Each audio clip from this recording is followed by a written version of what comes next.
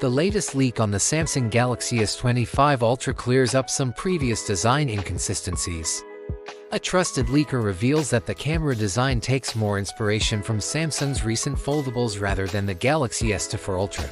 Despite earlier rumors of major camera upgrades, the only confirmed improvement is a 50MP ultra-wide camera with an ISO CLLJ-M3 sensor.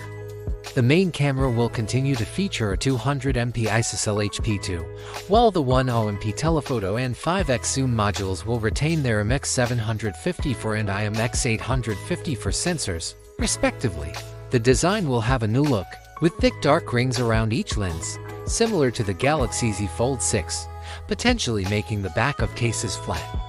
While the camera layout remains unchanged, the Galaxy S25 Ultra will feature rounded corners and improved ergonomics, reducing the device's width and weight. Stay tuned for more updates.